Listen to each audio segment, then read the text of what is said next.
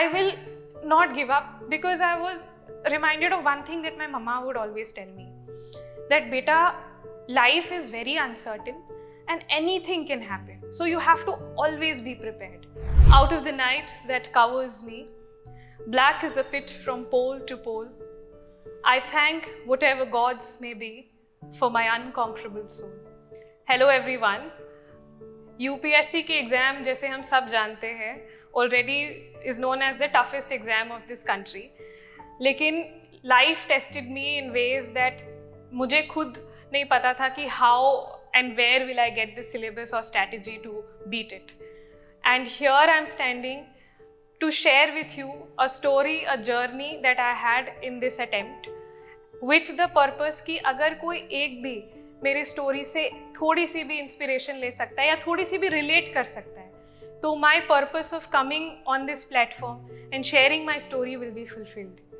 Hi, I'm Sneha Panna and I was able to make it to the final list of Civil Services examination with All India rank of 965 and मैं इस journey को आपके साथ share करना चाहती हूँ क्योंकि मुझे ऐसा लगता है कि clearing UPSC is one thing, but when life tests you in unimaginable ways and when you have no idea कि मैं इसका सोल्यूशन कहाँ से लाऊँ, मैं इसको कैसे मैनेज करूँ, मैं इसका मेंटरशिप कहाँ से लूँ, तो आप उस सिचुएशन में कैसे फिर भी अपने आप को अपने ऊपर वो बिलीफ रख सकते हैं और आगे बढ़ सकते हैं.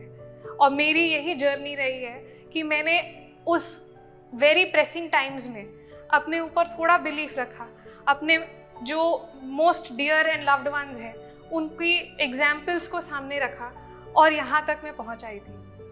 तो मैं अपना स्टोरी शुरू करती हूँ ये बताते हुए थोड़ा बैकग्राउंड मेरे बारे में. मैं रांची झारखंड से आती हूँ एंड मेरा I was born there. But my parents, both my mother and father, were working in Steel Authority of India Limited. उनकी पोस्टिंग दुर्गापुर स्टील प्लांट में थी. तो आफ्टर माई बर्थ हम दुर्गापुर में शिफ्ट हो गए थे.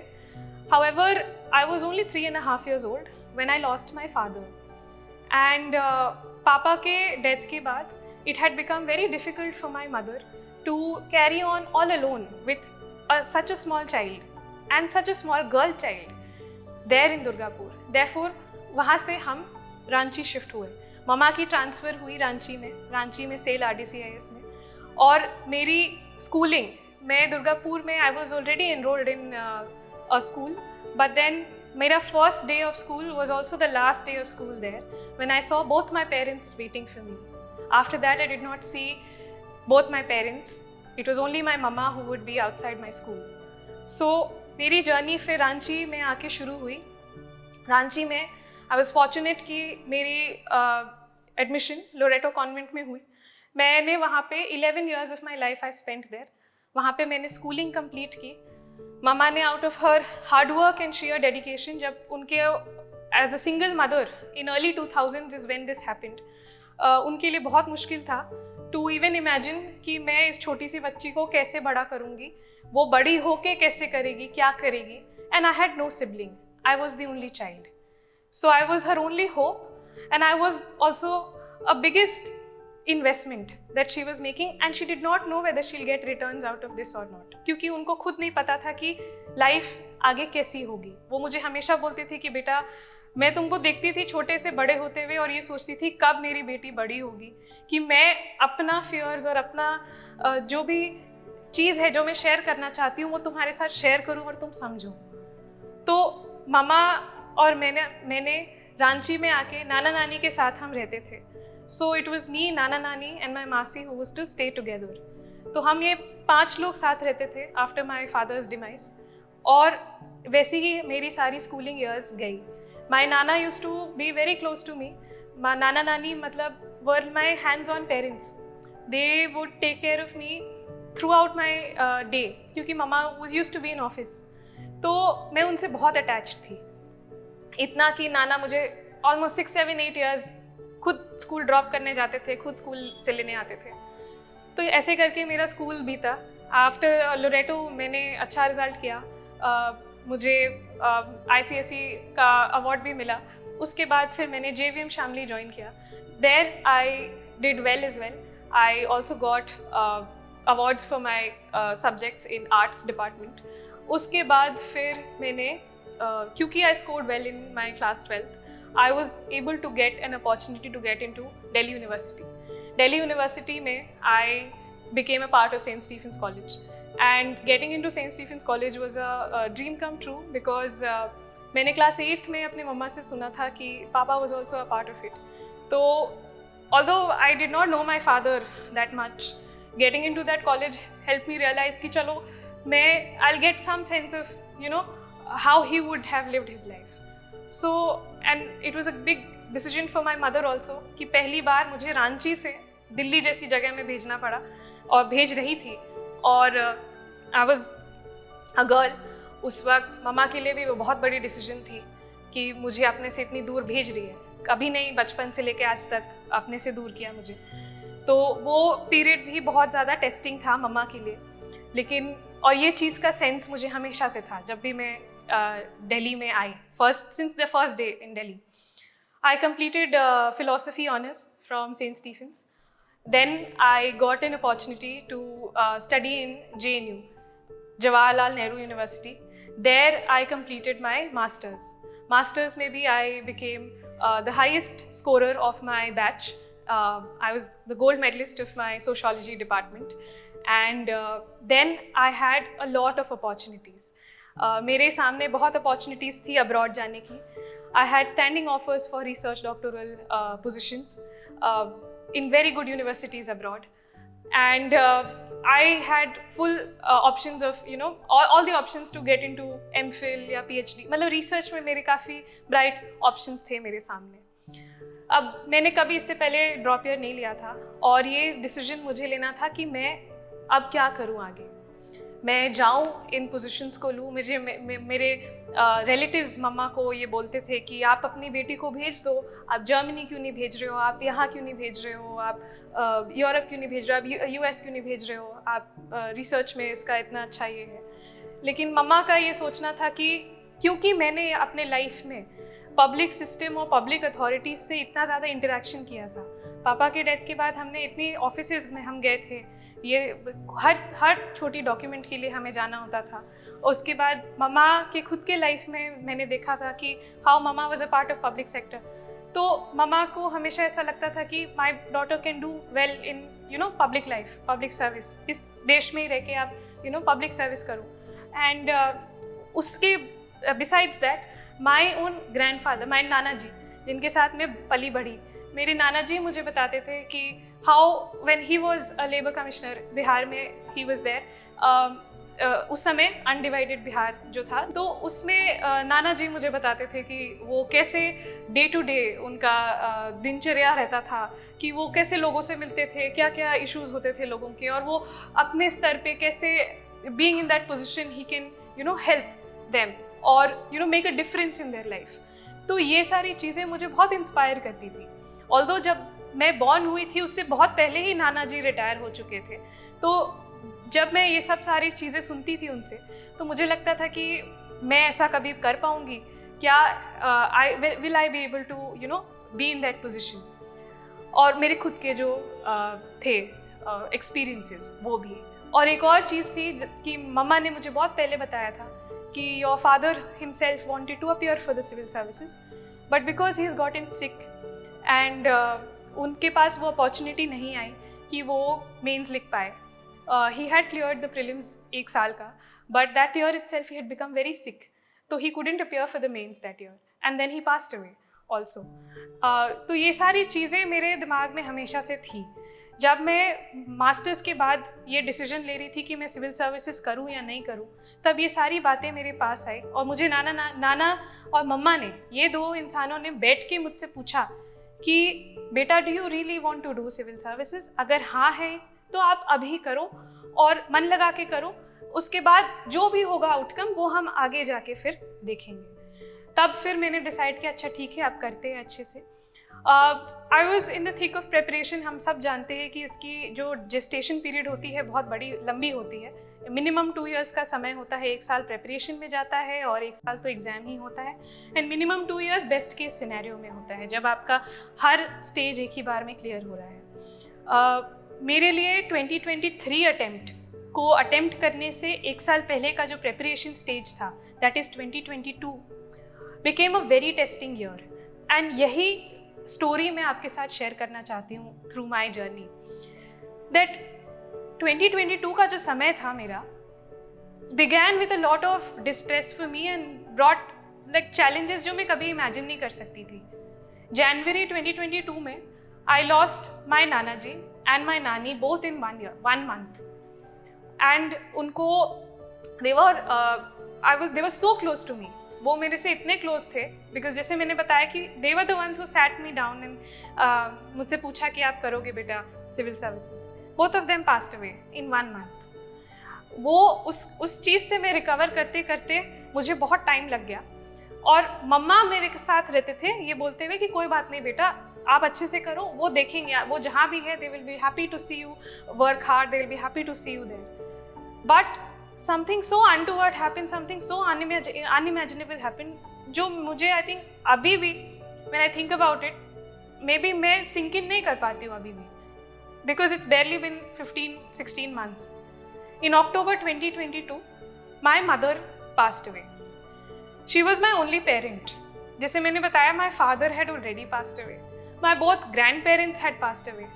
And my mama, who was my pillar of support, who was my world to me, passed away very abruptly. Mama का demise was because of a heart attack and we lost her on the way to the hospital. तो जब मैं hospital खुद पहुंची तो मुझे सब बोल रहे कि आपकी मम्मा नहीं है. And I remember 45 minutes तक I did not know how to react. I couldn't cry. मेरे आंखों से आंसू भी नहीं निकल रही थी, मुझे कुछ समझ नहीं आ रहा था, मैं नंब खड़ी थी. मैंने बस मम्मा को देखा and she was there lying in the car itself because she was declared dead on arrival. And after they did the checkup, it was this thing that cardiac arrest. She had suffered a very severe cardiac arrest, जो she couldn't survive.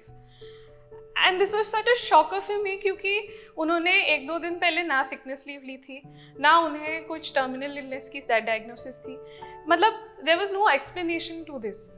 So when I was sitting there, तब मैं सोच रही थी कि मैं क्या कर रही हूँ लाइफ में. मैं यहाँ सिविल सर्विसेज की प्रेपरेशन की मतलब वो कोशिश कर रही हूँ. एंड जो इंसान मुझे डे टू डे बेसिस में बोलते थे कि बेटा करो, बेटा डोंट वरी अबाउट एनीथिंग, मेरा सब चीज़ देखते थे वो. She was everything to me. She was the reason why I was living also. Now she is also not there. तो I did not know what to do. And then prelims from October 2022 to May 2023 was only 7 months away. सिर्फ 7 months का difference था इसमें. And I as you all know कि सिर्फ एक stage तो clear नहीं करना है to make it to the list. There are 3 stages to this exam. So once when you are preparing, आपको वो तीनों स्टेजेस को ध्यान में रखते हुए प्रिपेयर करनी है. मेरे लिए बहुत बड़ी डिसीजन थी कि मैं इस एग्ज़ाम को लूँ भी या नहीं लूँ. एक तो उनका वो हो गया था. दूसरी चीज़ थी कि जब ऐसी चीज़ें होती हैं हमारे लाइफ में, बहुत सारी चीज़ें फिर आने लगती है दिमाग में. लोग भी जो आपके आसपास होते हैं वो आपके आसपास they start looking at you differently. वो आपको अलग नज़रिए से देखेंगे. वो आपको देखेंगे कि आप एक बच्ची हो, आप एक गर्ल हो in your mid-20s and you don't have a job, you are at home and you don't have parents, you don't even have grandparents, and you have all lost them within a span of 9 months in that same house. So there were a lot of things going on. बहुत सारी चीज़ें थी जो मुझे face उस वक्त करना पड़ रहा था. मुझे डर लगता था लोगों के सामने जाने से क्योंकि मुझे लगता था लोग मुझे कैसे देखेंगे. People will think I don't have anyone. People will think I'm weak. People will think how will she survive? उसके पास कहाँ से आएगी इनकम, उसके पास कहाँ से आएगी. जबकि both of my parents were working. उनके इंस्टॉलमेंट्स जो थे, उनके जो बेनिफिट्स थे वो मुझे मिलते थे और वो मेरे पास एक बहुत बड़ी प्रिविलेज ही बोलूँगी मैं, क्योंकि बहुत लोगों के पास मुझे पता है वो भी नहीं होती है. तो वो मुझे उस चीज़ का भी सेंस था कि because my parents were working, मेरे पास वो कुशन था कि मैं कम से कम थोड़ा और आगे बढ़ सकती हूँ, थोड़ा और आगे चल सकती हूँ. लेकिन वो भी डेफिनेट विंडो के लिए था सिर्फ. That was not for my entire life. And that is when I decided कि ठीक है, now that I have lost everything, I will not give up because I was reminded of one thing that my mama would always tell me, that beta, life is very uncertain and anything can happen, so you have to always be prepared. And this was not only the line that she would tell me, she would live it. My mama, Samira as her name is, मतलब mama, जब मैं यही याद करती थी उस वक्त भी, मैं जब अपने डेस्क में थी, I remember 1 week after funeral, उनका जो लास्ट राइट्स था वो सब करने के बाद एक वीक बाद जब मैं अपने डेस्क पे बैठी थी, स्टडी डेस्क पे, तो मैं यही सोचा था मम्मा, यही चीज़ मुझे याद आई थी, क्या पता अगर 20 साल पहले, 20-25 साल पहले अगर मम्मा ने डिसाइड किया होता कि मैं इसको अकेले बड़ा नहीं कर सकती, तो क्या मैं आज यहाँ बैठ भी पाती। यही बात याद करके, और ये एक लाइन कि बेटा you have to be prepared no matter what, because life is very uncertain, ये 2 चीज़ याद करके मैं I started my preparation. I was like Sneha, I don't know, उस वक्त मुझे नहीं पता था whether I'll ever even have a chance to make it to the list or not. Despite having a good academic background, I have been a hardworking student all my life. I had opportunities of doing really well in many different fields. वो सब records होने के बावजूद जब life आपको इतना ज़्यादा test कर देती है, तो आपके अंदर नहीं बचती है वो क्षमता, वो सेल्फ बिलीफ के लिए आप फिर भी बहुत क्रेव करते हो कि कैसे आएगी वो सेल्फ बिलीफ अंदर से। तो मुझे उस वक्त नहीं था कि मैं whether I'll be able to even make it to the list or not, वो चीज़ था मेरे साथ। मतलब लिस्ट तो छोड़िए, मुझे तो ये था कि मैं प्रीलिम्स एग्जाम के लिए उस दिन बैठ भी पाऊंगी या नहीं बैठ पाऊंगी। तो but I kept doing, I kept reading for the exam, I kept practicing my MCQs and answer writing and everything. The prelim stage came. prelim से पहले फिर एक बात ये हुई कि क्योंकि मम्मा का डेथ हुआ था, तो सारी रिस्पॉन्सिबिलिटी भी मेरे ऊपर थी, because I was the only person जिसका साइन सब जगह लगना चाहिए था। Even on the death certificate receiving note में मेरा साइन लगना है, मेरा साइन हर एक उस बैंक अकाउंट में लगना है जहाँ पे मुझे बेनिफिट्स मिलेंगे, या मेरा साइन हर एक उस इंश्योरेंस क्लियरेंस पेपर में लगना है जहाँ पे मुझे इंश्योरेंस क्लियरेंस के क्लेम्स चाहिए, या मेरा वो साइन हर एक वो कंपनी के पेपर्स में लगना है जहाँ पे मम्मा काम करते हैं। तो वो सारी चीज़ों के लिए भी I had to be available. तो ऐसा भी नहीं था कि I did not have a choice कि मैं अपने आप को शट डाउन करके कि मैं एक रूम में बैठ के रो भी लूँ आराम से, नहीं, ये भी नहीं था मेरे पास, क्योंकि I had to be there in that offices जब भी वो बुलाते थे। I had to be there in the banks whenever I had to be there. उस समय मैं उनको ये भी नहीं बोल सकती थी कि नहीं मेरे को प्री का तैयारी करना है, या मुझे मेंस का तैयारी करना है, या मुझे अभी ये टेस्ट पेपर लिखना है। तो और ऊपर से मुझे उस घर में ही रह के तैयारी करनी है जिस घर में ये सारी चीज़ें हुई। मुझे बहुत लोगों ने बोला कि you will not be able to do it because you are in the same house. आप जब उस सेम हाउस में रहोगे तो आपको वो सारी मेमोरीज याद आएगी और तुम नहीं कॉन्सेंट्रेट कर पाओगी। लेकिन they did not understand that I did not have a choice. मेरे पास उस वक्त मेरी मासी थी जो मेरे साथ थी, एंड उन्होंने मुझे बचपन से देखा है, इसीलिए मैं उनके साथ रह भी पाई। तो और मैं उनको भी अकेले नहीं छोड़ सकती थी क्योंकि हम दोनों ही बस उस घर में थे। There were 5 of us when I started this preparation, and आज जब मैं आपके सामने खड़ी हूँ with a name in the list, there are only 2 of us in that house. Of course मेरे relatives होते हैं आसपास है, लेकिन उस घर में हम बस 2 लोग हैं, मैं और मेरी मासी। तो ये सारी चीज़ें मेरे साथ चल रही थी। प्रीलिम्स का एग्ज़ाम हुआ। Prelims is the most scary phase of our journey, we all know. I wrote the prelims, I cleared the prelims, and I cleared the prelims with a good marks. And when I checked my keys and everything, and even when the results are out, I cleared it with very good marks. And then after I cleared my prelims, I had to write mains.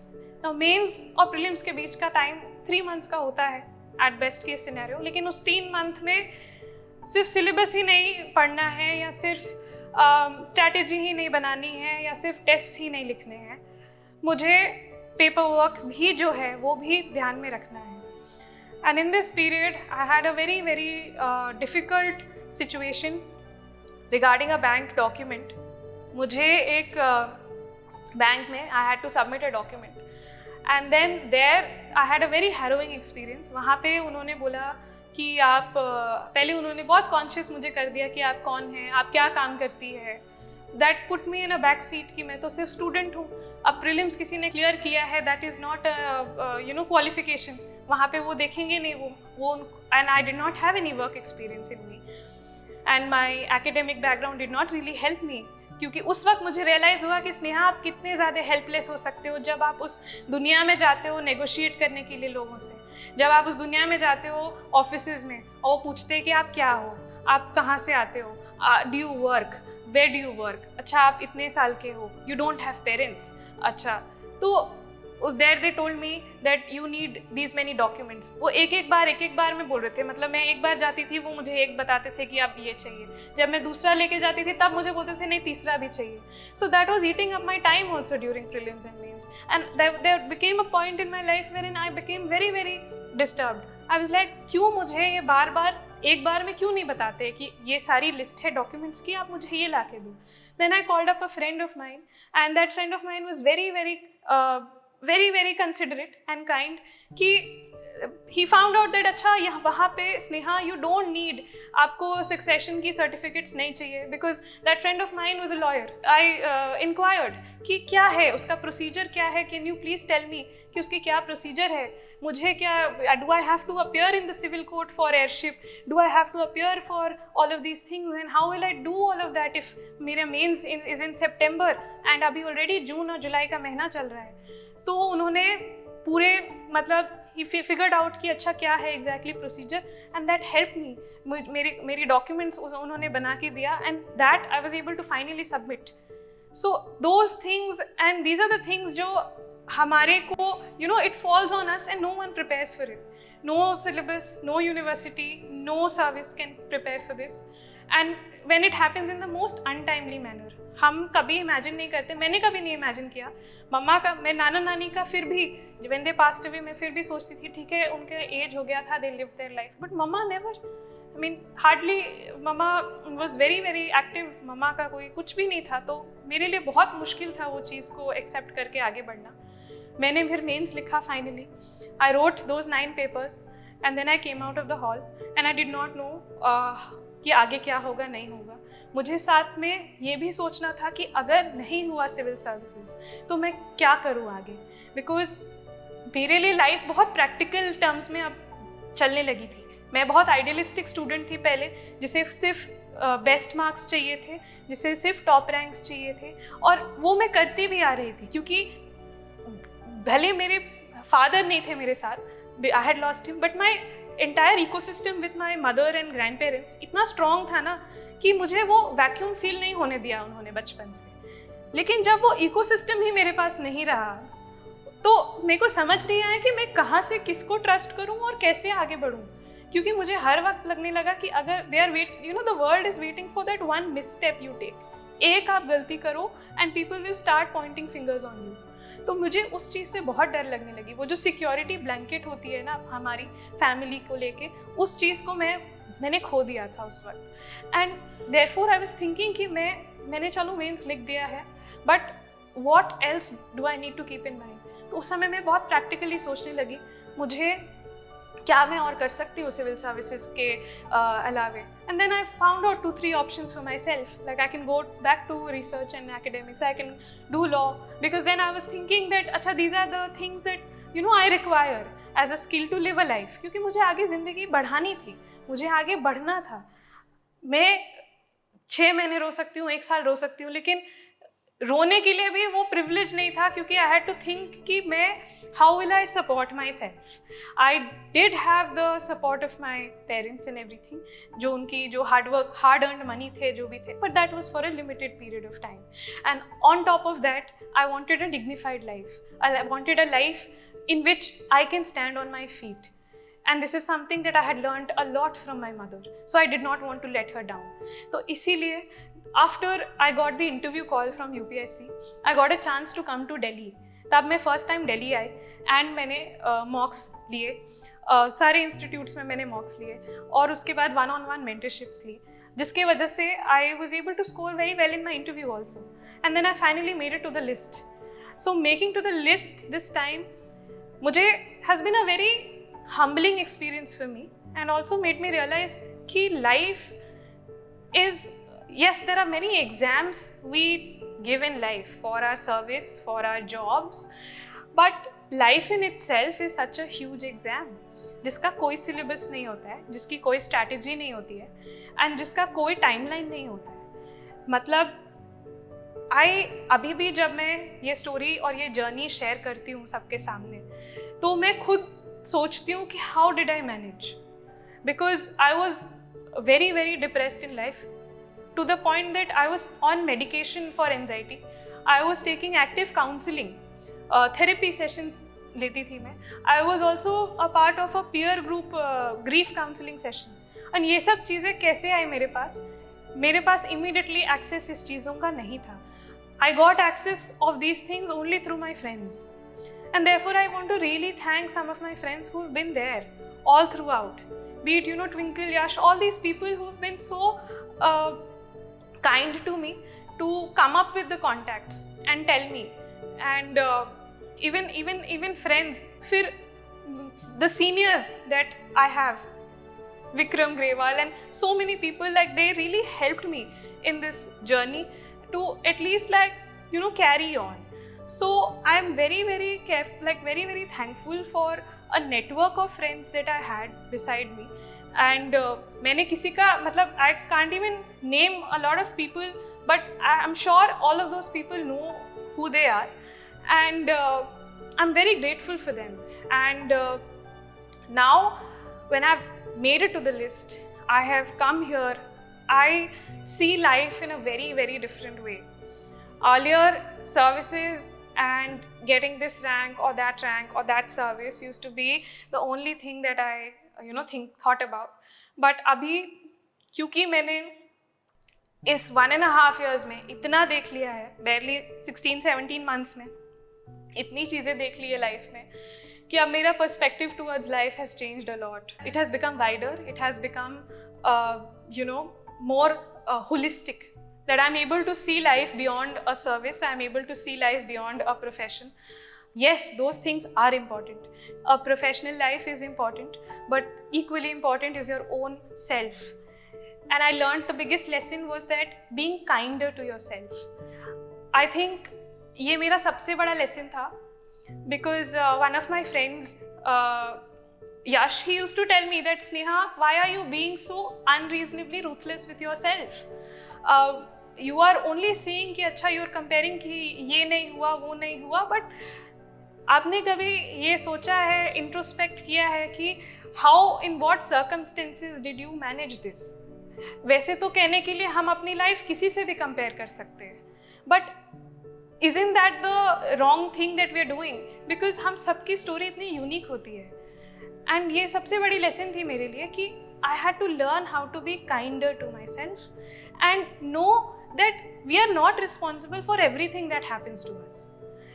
And we can't be also, क्योंकि बहुत सारी चीज़ें होती है life में जो हमें push करती है to the lowest of points, but then we have to keep going on, we have to keep moving forward. इसका मतलब नहीं कि हम अपने आप को रूथलेस बन जाए, अपने आप से अपने आप को सेल्फ ब्लेम और सेल्फ पिटी और लोगों के जजमेंट्स से सराउंड करते रहे. वो सारी चीज़ों से मैं भी डरती हूँ, मुझे भी डर लगता है, अभी भी डर लगता है. That what will people think, what will people say, will people understand?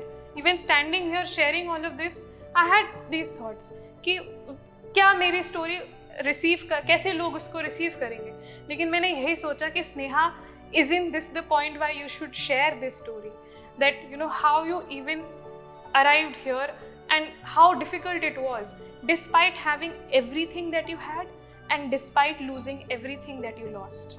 So this is the only thing that I want to convey अपने जर्नी से, कि आप लगे रहो, आप जहाँ भी हो, जैसे भी हो, जिस भी स्थिति में हो. मुझसे बुरी स्थिति में भी हो सकते हो, मुझसे अच्छी स्थिति में भी हो सकते हो, लेकिन आपका जस्ट वहाँ रहना ही इम्पॉर्टेंट है.